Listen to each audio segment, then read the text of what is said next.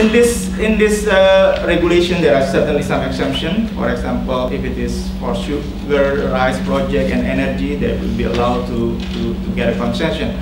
And deforestation keep happening through the old concession permit. The second that we thought is progress is the implementation of REDD Plus in Indonesia. REDD is reduced emission from deforestation and forest degradation, basically providing financial incentive for the people so they don't cut the forest. And this commitment actually supported strongly by international community, particularly Norway has been committed to provide Indonesia $1 billion. Currently 30 million has been disbursed. But Indonesia has to achieve a certain step in terms to be able to receive this commitment, to receive this fund. And President is serious for this issue. He actually appointed Pak Kuntoro Mangkusubroto, the head of the KP4, the President office, a very close person to him and relatively good person, clean. And within that UKP4, Pak Kuntoro formed a smaller group that called RES Task Force. Basically, right now, the most important institution that trying to implement REDD Plus in Indonesia. They have been developing a RED national strategy and planning to establish several institutions. The most important one is REDD agency, which is an agency that is supposed to be directly report to the president, so it could be as high as a cabinet member that will actually run the implementation of REDD Plus. And on the ground, there has been several demonstration projects in various places in Indonesia, but mostly in Kalimantan. Well, there has been several challenges certainly in implementing this REDD Plus. Number one, international market has not been established, relatively has not been established. And there has been a doubt whether the REDD Plus agency will be strong enough to control various agencies in Indonesia. We have a National Climate Change Council, and we're supposed to be overseeing the implementation of program related to climate change, but it doesn't work.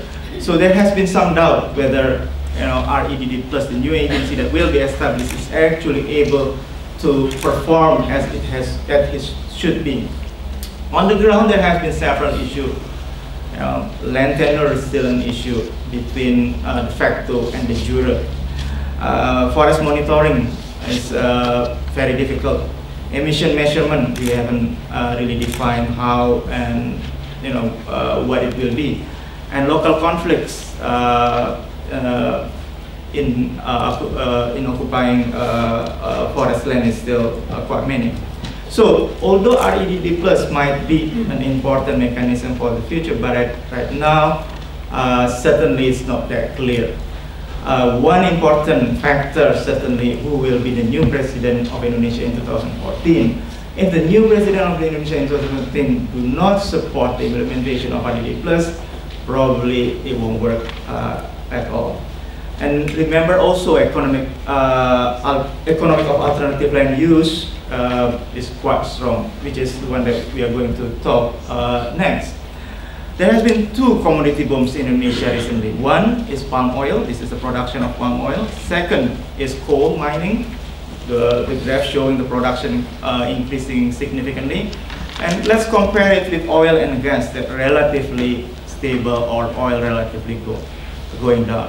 So the new commodity for Indonesia this time is palm oil and coal, and particularly this is the flavor of the day for people outside Java. Palm oil is significant for Indonesian society. The estimate is 1.7 million people directly work on palm oil plantation. It is about 1.6% of total labor in Indonesia. Wages in palm oil palm is relatively high compared to work in food crop. And large smallholder involvement, 42% of oil palm plantation land right now are smallholders. Although it creates an issue as well because typically these smallholders is not as efficient as the large palm oil firm. Indonesia now is the world's largest palm oil exporter. Coal is also significant for Indonesian community. It's not that many as palm oil, but still the estimate is 260,000 people working directly in this sector. Wages is much higher than the average wages across the economies, about 1.7 comparing to the average wages. So it is an attractive sector. It is a growing contribution to government revenue is growing, and now Indonesia also the largest exporters of coal. And these are very important economy, particularly for region outside Java, namely actually Kalimantan and Sumatra. But certainly there is an issue between the development of these two commodities and green growth. You know, currently oil palm is the largest contributor to deforestation and emission from peatland. There's about 9 million hectares oil palm, as they estimate. Large permit are for additional expansion has been discussed. There has been an option that the expansion should focus to degraded land, but the implementation for that is still not that clear. Coal mining is certainly conflicting with the environmental goal. It is also land intensive.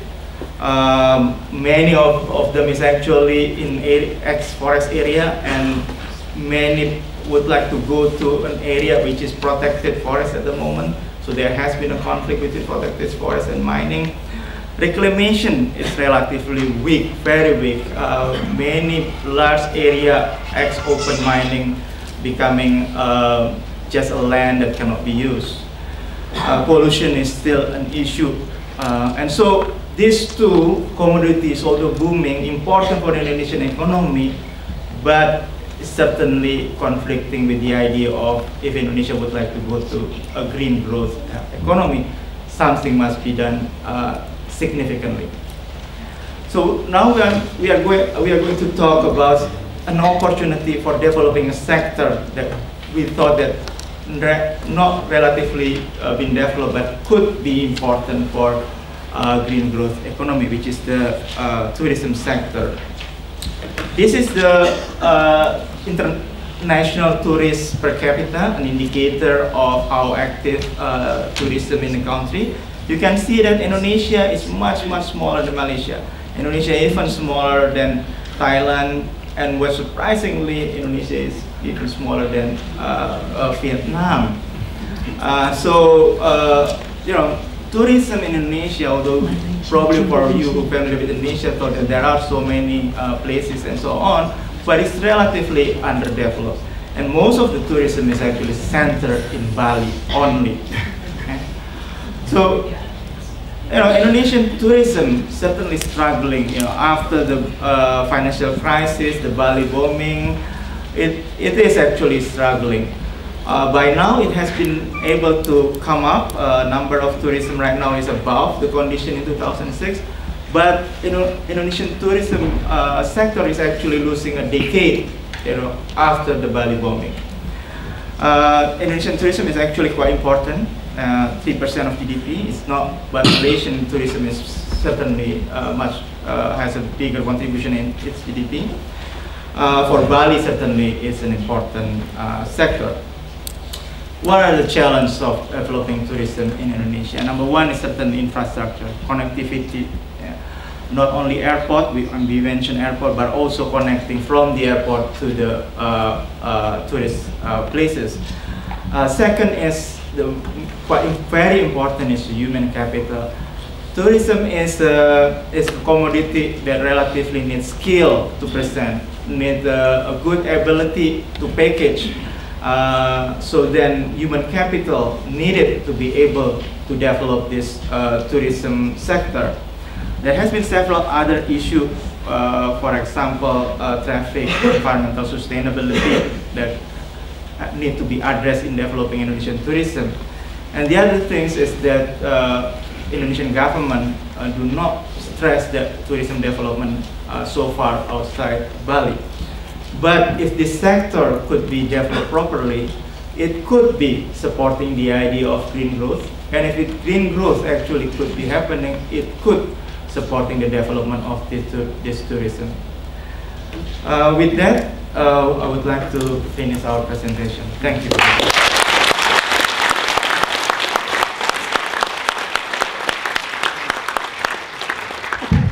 Thank you, Paul. Thank you, Budy, for a very comprehensive economic update. So our discussant is Dr. McCulloch. He is the lead economist of AusAID in Jakarta, in Indonesia. He's also my kawan lama, good friend, old friend of mine.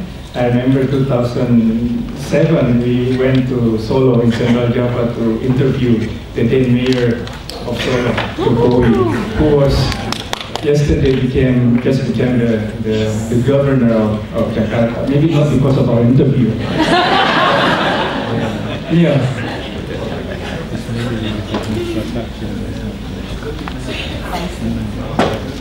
Thanks very much, Acha. First of all, I'd like to very much start by thanking ANU and the Indonesia Project for inviting me to be a discussant.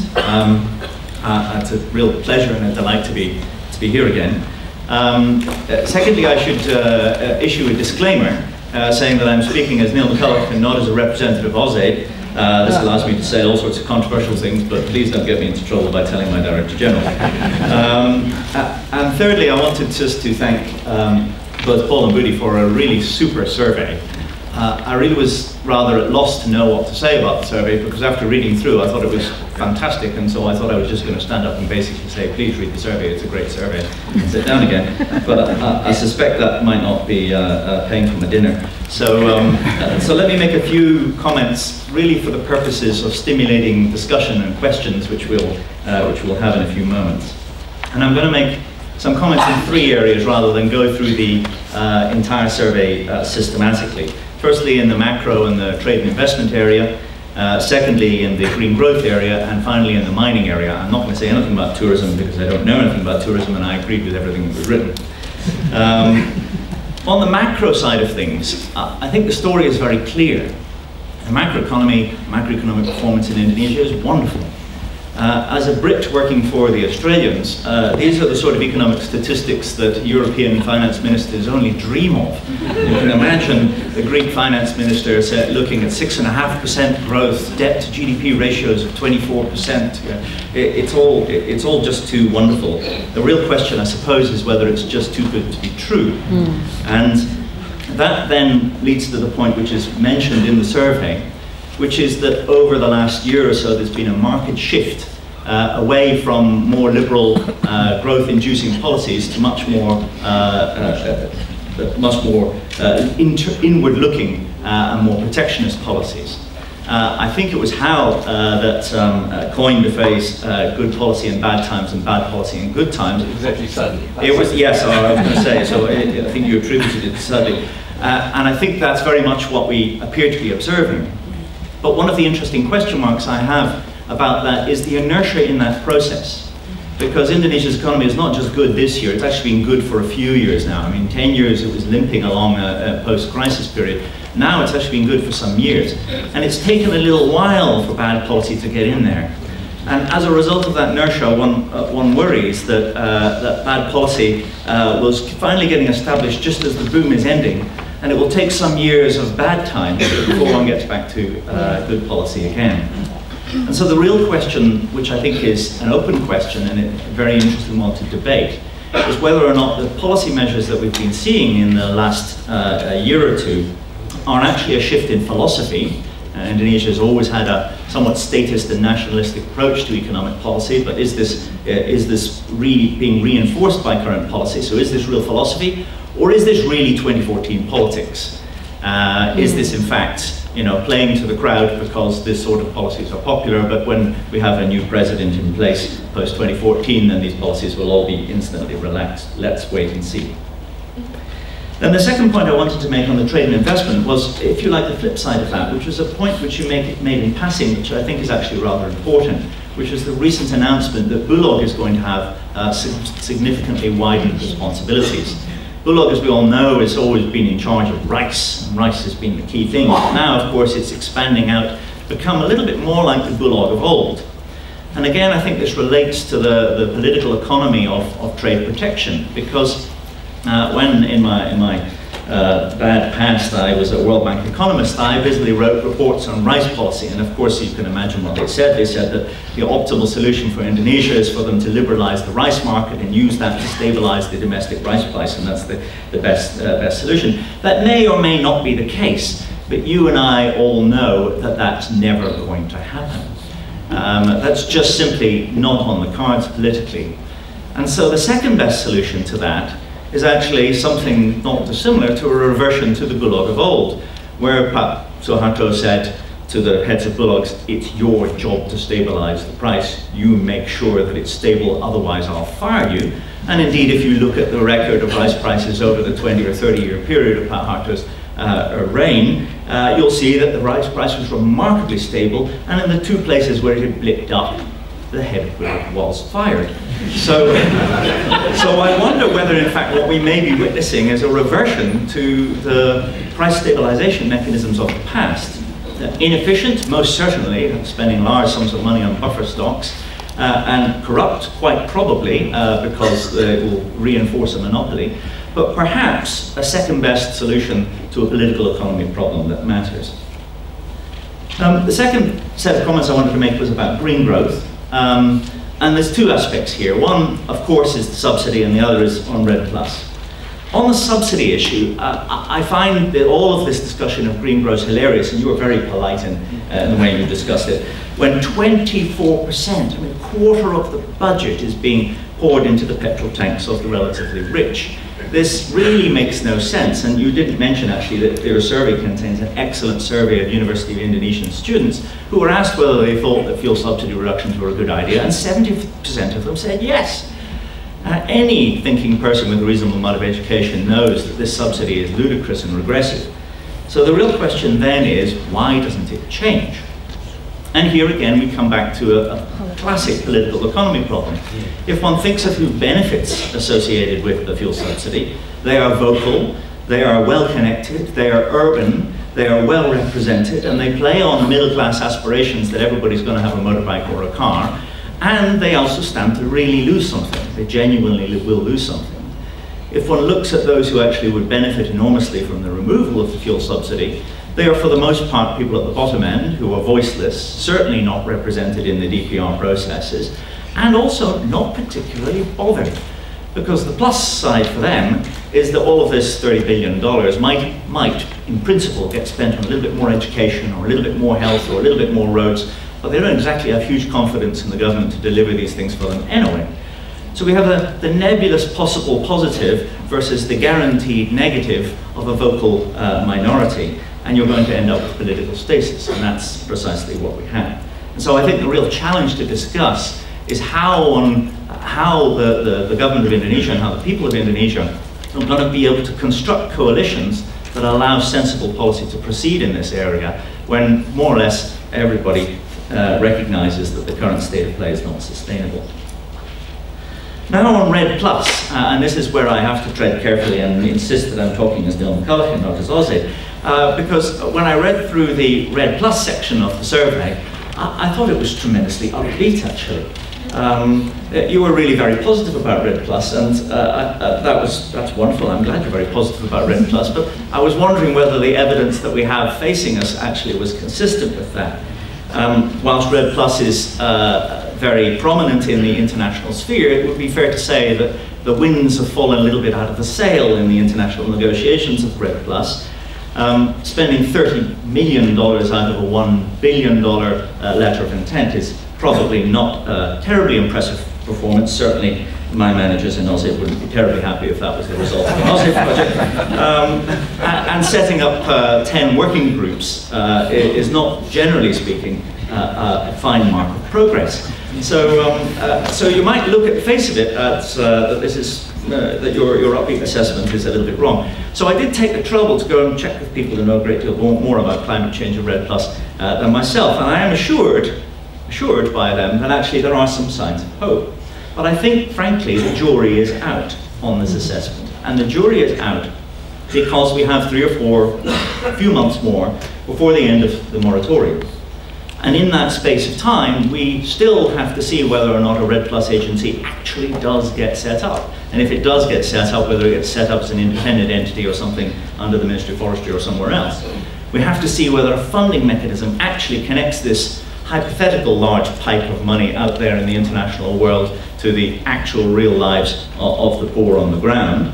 And we have to see whether or not a monitoring, reporting and verification system actually gets put in place which people can believe and which is not manipulated by interests who don't wish to see this agenda pursued. So again, I think the jury really is out. We all want this to succeed. Certainly AusAID is extremely committed to it, as you've seen in the press and all the rest of it. But from an academic perspective, I think we need to, I think your survey actually gets it right in the sense that there is a healthy skepticism matched with a cautious optimism, and that's probably the right place to be. And final quick comment on mining. How much time have I got? 1 minute, okay. Quick comment on mining. And mining here, I think, is a fascinating area and a fascinating set of developments over the last year, because it's really all about the decisions that Indonesia takes on how to share the rent. And there's 3 issues here. Firstly, the experience of the last year has made it, and indeed of the last 2 or 3 years, has made it abundantly clear that Indonesia's fiscal regime for managing resource rents is not appropriate. It has a scheme which basically takes a pretty standard take, which means that in the boom times you take far too little money, and in the down times, which we're beginning to enter now, you take far too much money, which means that all of the small-scale coal mines and everything else will all busily close down now in Kalimantan as the prices fall, and a whole pile of people will lose their jobs, whilst in the boom time people were laughing all the way to the bank and not enough was actually being captured by the Indonesian government. So that suggests moving more towards a resource or a rent-based tax rather than the current royalty-based regime which we have. And Australia, of course, has a bitter and painful experience with the super profits tax and MRRT to draw on in discussing that with Indonesia. And then the second issue, which you don't raise in your survey, and which I think requires a bit more exploration, is the politics of licensing in mining. The reality of the matter, as we all know from reading the front page of Compass, is that the mining licenses are a key part of local politics in the places where there are natural resource rents to be gathered.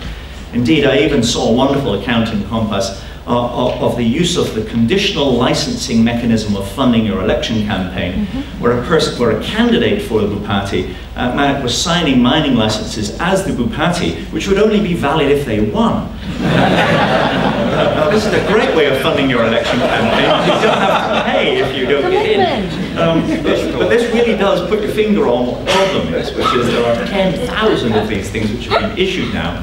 And the recent switch towards having clean and clear licenses is a very clear attempt by the centre to suddenly try and curtail and control what's been going on, this plethora, this explosion of licenses at the local level. And that then begs to my final point, which is, given that coal mining and the mining industry in general is extraordinarily capital intensive, doesn't generally employ very large numbers of people, and certainly the proliferation of small-scale mining is enormously environmentally damaging, Indonesia needs much better methods of ensuring transparency over the mining sector to ensure that those benefits are actually gained by the communities. Revenue Watch International is doing some excellent work, for example, in East Java, where it's getting local governments, local communities, and the mining companies together, and just making sure that everybody knows how much money is the mining company paying to the central government? How much money should be going back to the local government? And what's the local government doing with that money? That doesn't happen as a routine basis, and it needs to happen more. Anyway, this is food for thought. Thank you.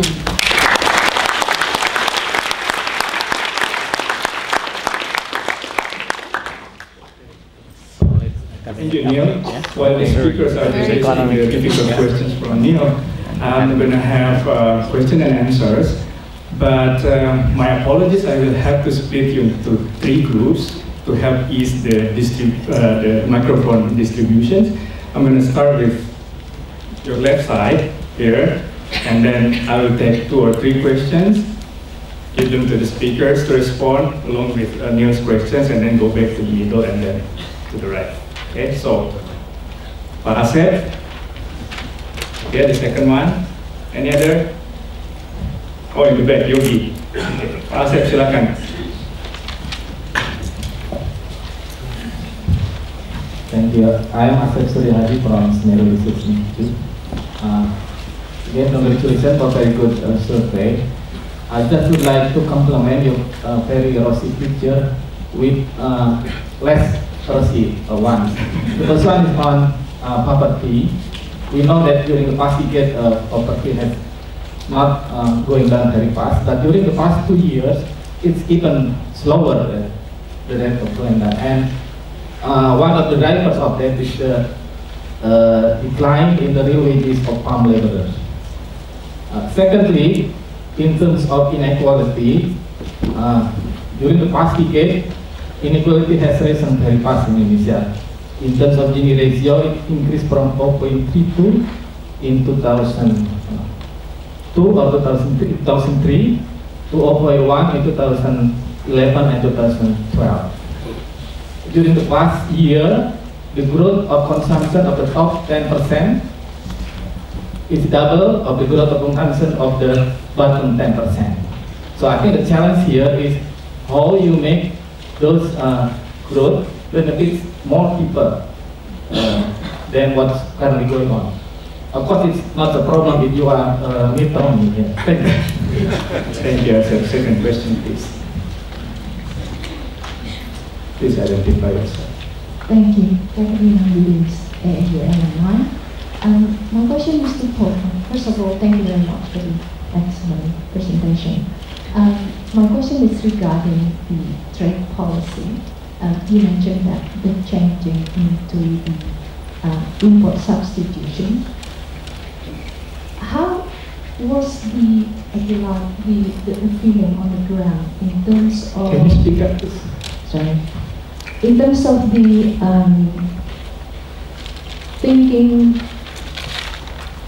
among the academics, the analysts, and the business circle on the changing of that trade policy into the inward-looking one. Thank you. Thank you, Yogi. Thank you. My name is Yogi Pijatama from University of Canberra. Thank you for Paul, Budy, and Neil for the presentation. My question is probably just an addition of what Neil has said. And I have 2 direct questions. The first one regarding to the mining sector. I would like to know how this new rule will be applied to Freeport in particular, especially given that not long ago they have already prolonged their working permit, and maybe you know that the practice in the Freeport is not allowing that kind of arrangement to be applied. And the second one regarding to the RED Plus, just wondering how the local government could be involved in the RED Plus scheme, and especially that currently, if you see what the local government can get from the forest production, it's mainly from the production forest permit, and in my opinion, it will probably give them less incentive to go ahead with any reforestation effort. Thank you. Thank you, Yogi. Paul?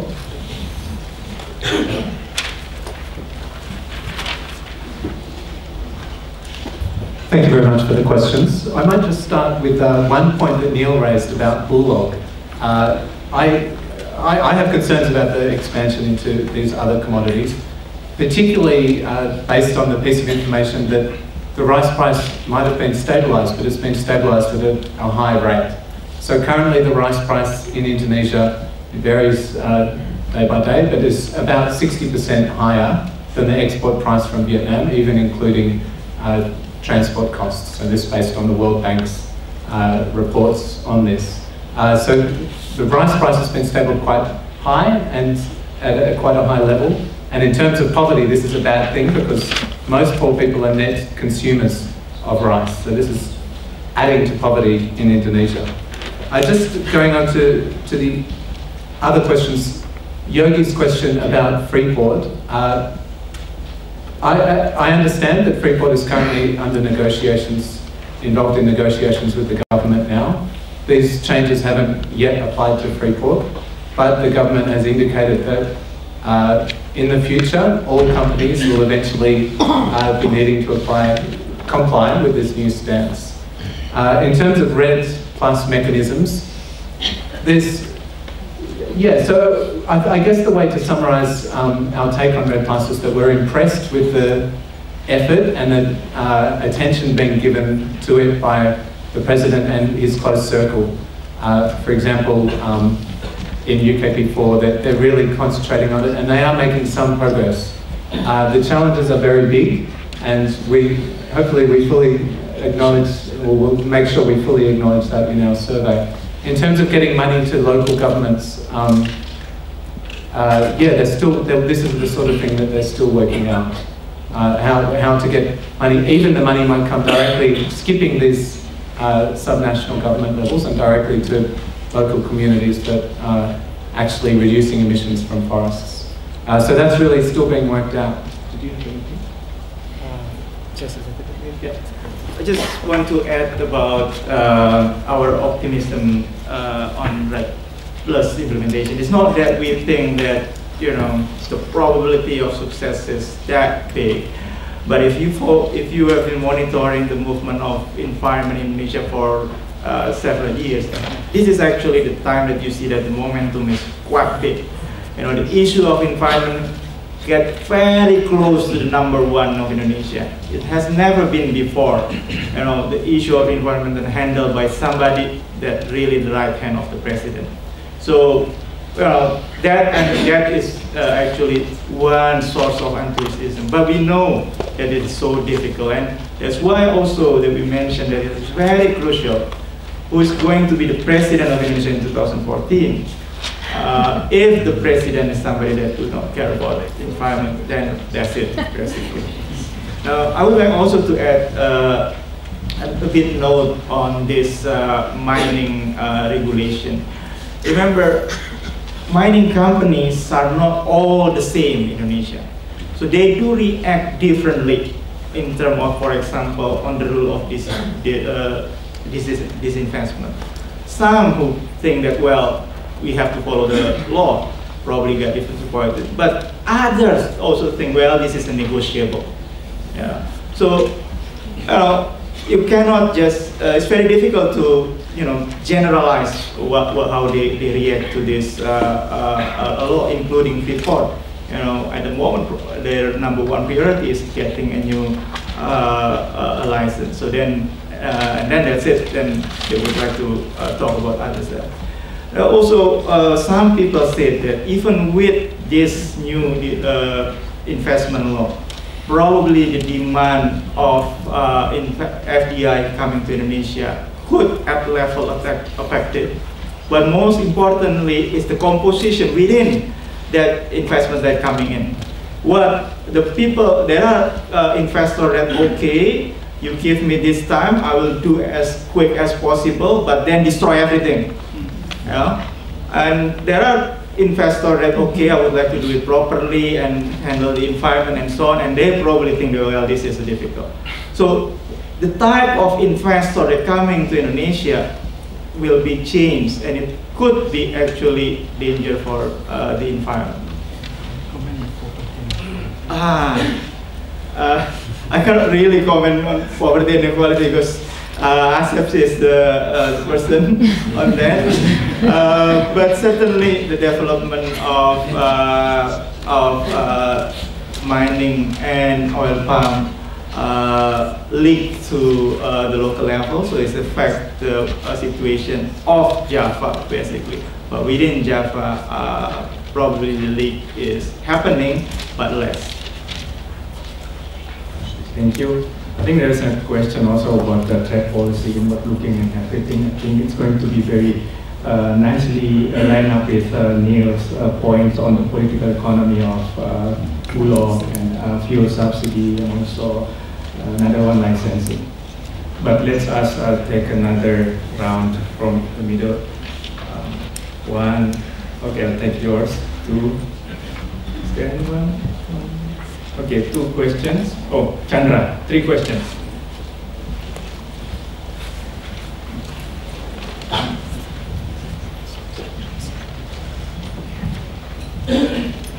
Hi, thank you for your nice presentation. My name is Pandu. I'm a master's student at NU. On all related meetings, APEC related meetings last year, and also in Rio 20 Forum, Indonesia proposed and also introduced the concept of blue economy. Given that this hasn't been elaborated in your presentation, I would like to know how do you think this principle of blue economy being implemented in Indonesia in the years to come, given that next year Indonesia will also host the APEC meetings, and given that, what do you think Indonesia should highlight as a central theme in the next year APEC meetings? Thank you. Okay. The gentleman in Kemeja kotak-kotak. Terima kasih, Pak. Good morning, everyone. My name is Edward Sureja. I am from University of New South Wales, and it is worth journey from Sydney come here to be part of your presentations. I have one comment and 2 questions. I think with regard to inward looking, I mean, somehow if we looking what we already government did for several years from 1998 by providing many sectors to the private, and somehow the government also try to privatize everything. But now I think the government try to increase the local participants by doing the investment recruitment and other things that maybe we can see that the government try to give to more control about many things, including what try to expand the bulogs, because as you maybe already understand that there's so many cartel and conglomerate in Indonesia that control most of the important things, because the government tried to give the market, but now is the government try to take it back, all the power that they already give to the market. My question is about the forestry. I mean, we understand that the forestry moratorium is already to the end. Do you think from the current policy the government will extend the moratorium, because it's nothing to lose for them, but maybe there's also good for them? And also about the second question is about tourism. Do you see that the government really try to expand or try to build the tourism, because according to your presentation, most of the budget for 2013 is about establishing the infrastructure, bridges, airports, roads. I think it is part of the government trying to also expand how to develop places. Thank you. Thank you. Chandra, can you pass it to? Thank you very much, Arianto. It's not on, John. Yeah. Is it? Yes, good. Is it? It is. Get it close to your mouth. I enjoyed the presentation as well as the comments. My comment somewhat relates to remarks made by Neil. Say the Paul's first section of presentation presented a very impressive macro picture by looking at growth rate, inflation, and all that. But in the second point, what he told us is a little bit gloomy story.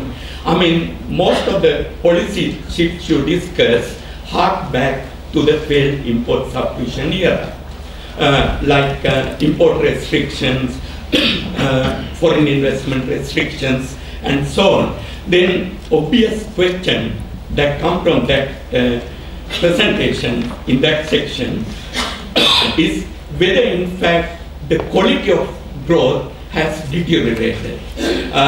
Both are important, the magnitude of the growth as well as the quality of growth.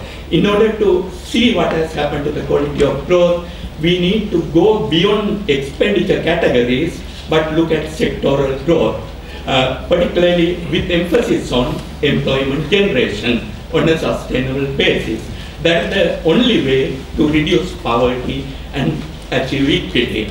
Perhaps you may want to make a comparison between this period with the golden era of post-independence growth in Indonesia, that is from late 80s to mid-90s, when growth and equity went together. At that time, growth was accompanied by open economic policy. Therefore, resources shifted in line with countries' comparative advantage, generated massive employment. Now, that story, I don't think is cannot be seen in the new era. We need to look at that. Thank you. Thank you, Chairman.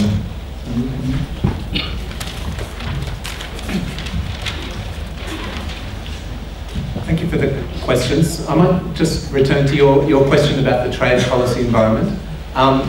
Certainly in terms of food, others might have different points of view, but in terms of food policy, I was quite amazed by the support for the goal of self-sufficiency, product by product self-sufficiency.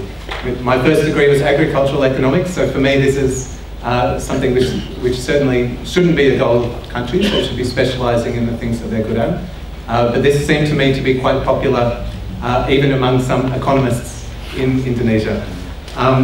Going to the other questions about the blue economy, that's right. So there is a new, green wasn't quite broad enough to cover everything, so there is a new term called the blue economy, which applies to marine areas, coral reefs, oceans.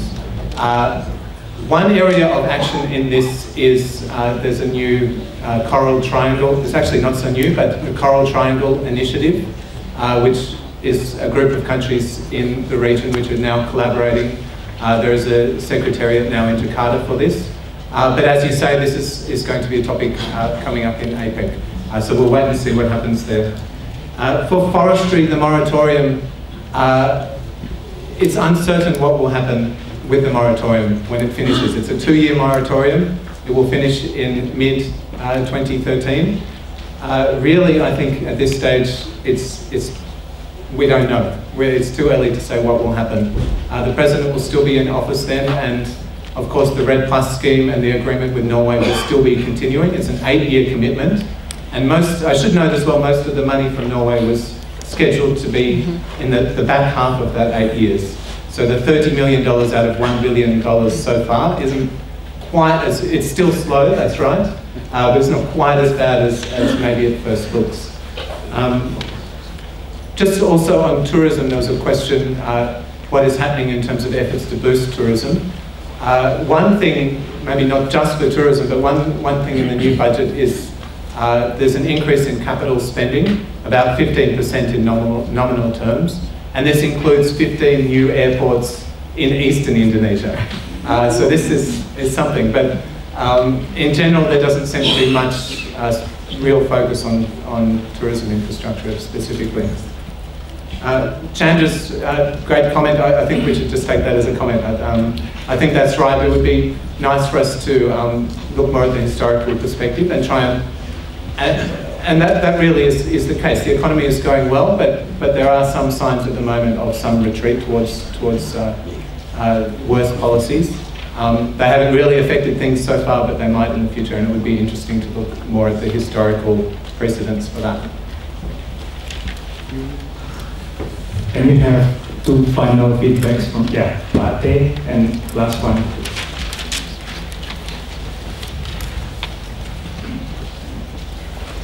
If I'm allowed to comment on Asep's comment, I'm Tekiandi from the Indonesian Institute of Sciences in LIPI in Jakarta.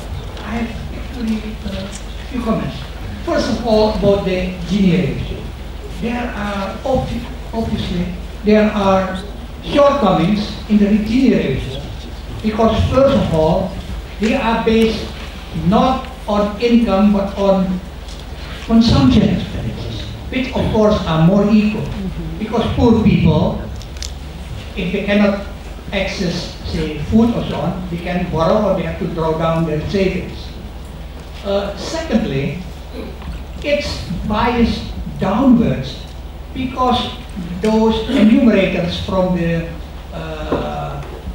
of the National Socio-Economic Survey cannot, I'm sure, cannot interview high-income families or households, because as you know, in Jakarta, all these houses of the rich people, they have high fences, and behind that they have anjing galak, fierce dogs. That's a problem. So you should take those Gini ratios with some skepticism. Another aspect to the disparity is with regard to the urban, its development obviously shows an urban bias, like in other countries. In a paper presented in Johannesburg, in South Africa, 15 years ago, which Professor Hill also attended, Professor and Bush from SOAS made an estimate that on the average, if you use an index, the difference is 2 to 1. But if you if you focus on the capital, the difference between Jakarta and the rural areas is 3 to 1. You know, that's very important. And I suppose that since then, so many rich people go to Jakarta, the difference may be 4 to 1, if not more. Another aspect to equity, or not to equality, is the difference between Eastern and Western Indonesia. Right. Yeah. Well, just one more. That's why I applaud the decision by our Minister of Finance not to give money to the bridge between Sumatra and Jakarta. He said the major problem affecting national integrity is the difference between West and Eastern Indonesia. Thank you, Pak Te. Sorry, in the interest of time, I have to close the Q&A question. I think Pak Te is more of a comment to the paper. But please remain seated. Before we thank the speakers, we have a very special announcement, which is not in the program. And I think the best person to announce it is, okay, Professor Harvey, can you come over?